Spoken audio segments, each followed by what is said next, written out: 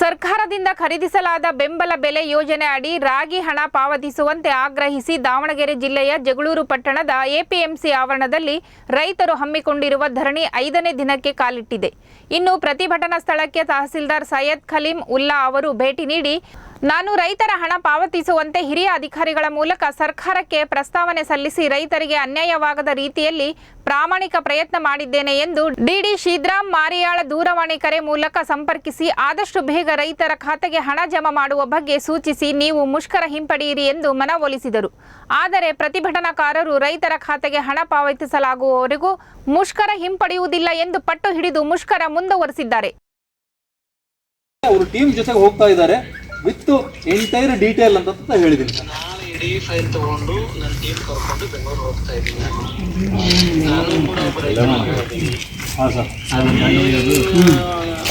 ಅಲ್ಲಿ ಅದು ನನ್ನ ಕೈಲಿಂದ ಏನು ಸಾಧ್ಯ ಇಲ್ಲ, ಪ್ರಾಮಾಣಿಕವಾದಂಥ ಪ್ರಯತ್ನ ಅಂತೂ ಮಾಡತ್ತೀವಿ.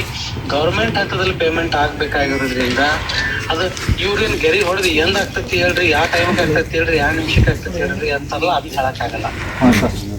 100% ನಾಳೆ ಕೂತ್ಕೊಂಡು ಸೆಕ್ರೆಟರಿ ಸರ್ ಜೊತೆ ಮಾತಾಡಿ ಪ್ಲಸ್ ನಮ್ಮ MLA ಸರ್ ಒಳ್ಳೆಯವರ ಪಾಪ ಅವ್ರ ಹೆಲ್ಪ್ ತಗೊಂಡು ಅವ್ರ ಕಡೆ ಸೆಕ್ರೆಟರಿ ಸರ್ ಮಾತಾಡಿಸಿ ಇವ್ರೇನೋ ಹಿಂಗ ಹರ್ತಾಳ್ ಕುಂಡಿರ್ತಾರಲ್ಲ ಇದರಿಂದ ಪೇಮೆಂಟ್ ಆಗ್ತೈತೆ ಅನ್ನೋದು ಸುಳ್ಳೋದು.